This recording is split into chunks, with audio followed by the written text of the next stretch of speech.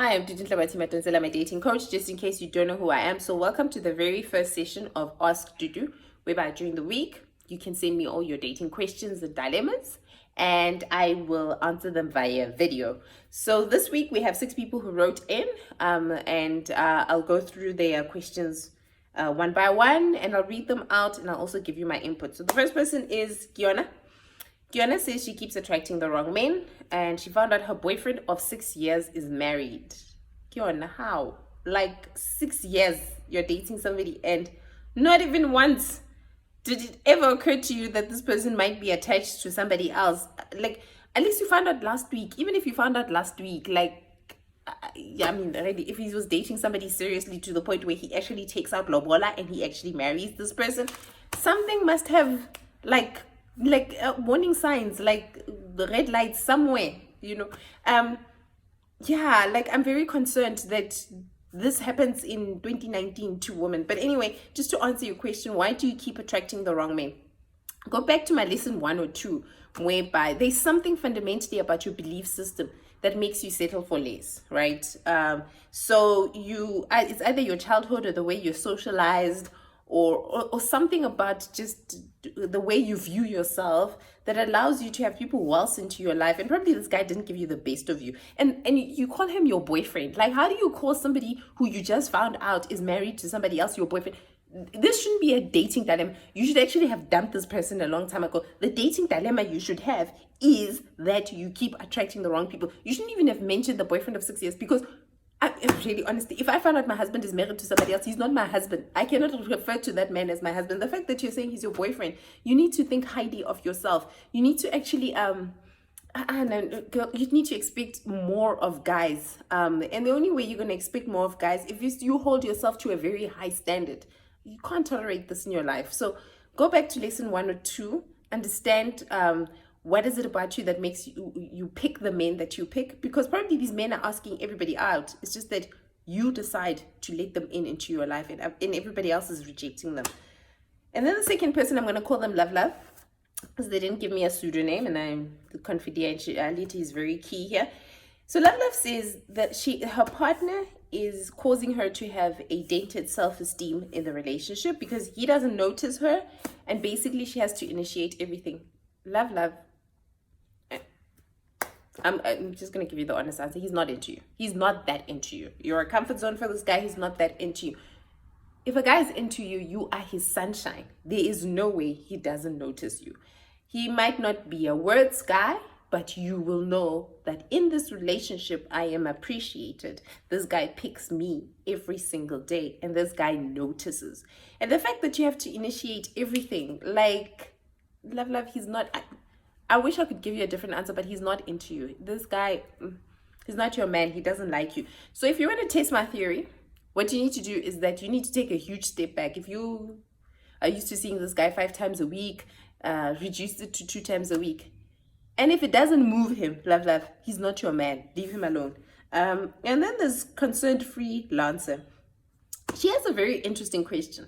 Now, I'm going to spend a little bit of time on this one. So she says she wants to time the discussion about finances in her relationship. She expects her partner to be financially considerate. That's a bit ambiguous. I don't know what you mean by that. But she says in the previous relationship, she felt like the last guy had a very tight pocket.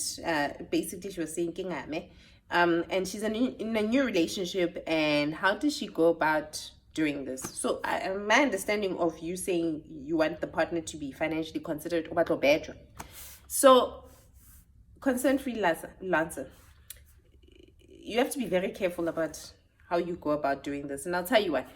You see, people have different love languages, and the language of giving, whether it's gifts or it's money, they call it gifting. When people express their love via gifts, and you might just miss out on a great relationship because when you're looking for physical money.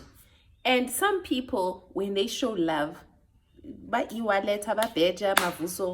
all these other things. But there are some people who actually might invest in beautiful experiences. Like, for example, my husband, when we were dating, he took me all around the world, That's how he actually showed love. So imagine if I was sitting and I was like, baby, where's the 10,000? I probably would have turned this guy off and I would have missed out on a great guy.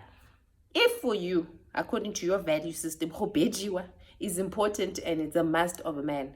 It's a must that a guy should do it. I guess that's the right way to say it. Then if this guy is not the kind of guy, then go and find a guy who's like that. Because what you're going to do is, and you must also understand, why do you have this expectation, the boyfriend and girlfriend, and also, even when people are married, if they discuss finances, is with a goal, a family goal. And sometimes, yes, your partner might decide to look after you to achieve something so that you could take away the stresses of certain things in your life. But you're a girlfriend, halanyala. He doesn't have to. You need to understand this. He doesn't have to. And so the way you approach it, now I would say, the best way is to sit out and wait.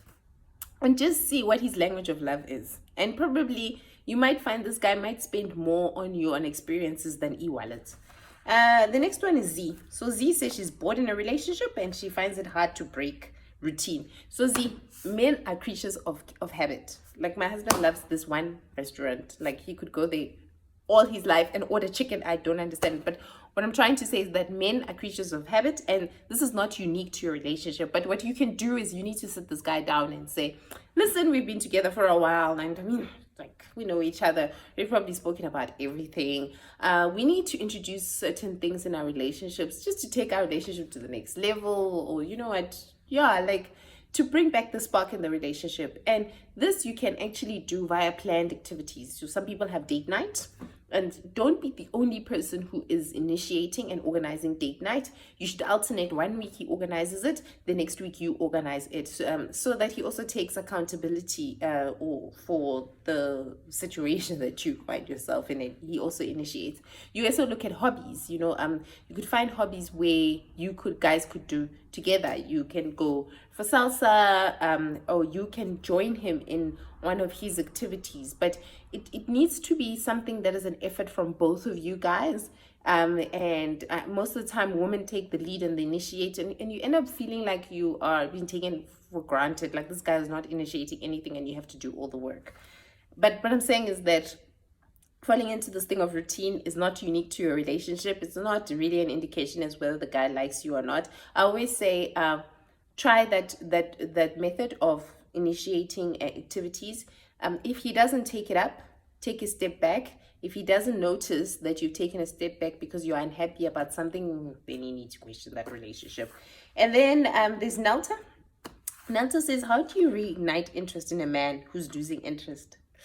Nelta, that is a very, very, very dangerous way to think. It is your job as a woman to reignite interest. You have to choose each other.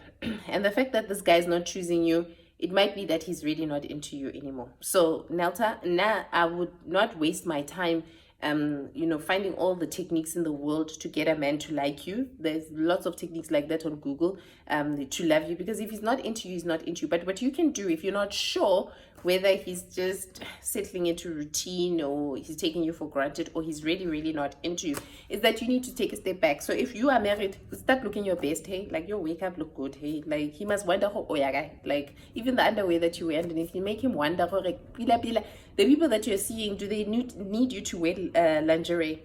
But take a step back, start doing things outside what he's used to, and it must be all about you. And if he chases after you, that man, it means that it's a wake-up call and that man is into you. But if he doesn't, I always say, if you do that and aliens land on planet Earth and they abduct you, and this guy still doesn't notice that you've gone missing, then he's not your man. Let him go. And then the last person we have is Miss Wondering. So Miss Wondering wrote to me, I think last year, and she had this guy that she had a crush on, and she wanted to go out to understand how does she navigate this whole situation. I gave her advice and it works, and now the guy's just weird.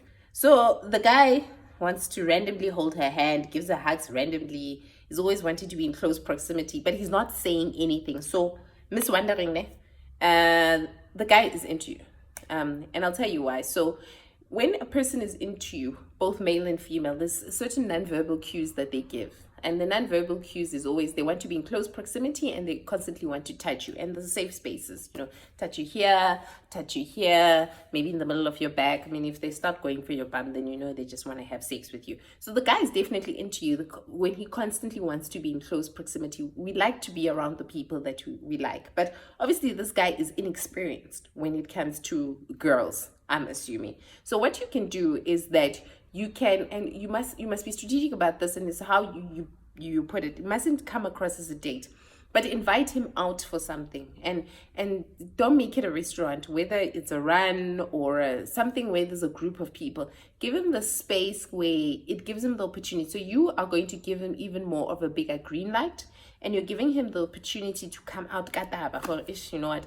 You are the one, hey. And he might do it immediately. He might tell you that, I'm so glad you initiated this. I've always wanted to take you out and I didn't know how to go about it. I was fearing rejection. Or it might be the beginning of a series of engagements and conversations where he eventually comes out and he says, I really, really like you. But don't worry, this guy likes you.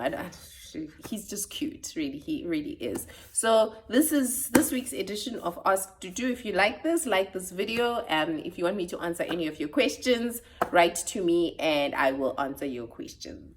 I am Dudu and I am out.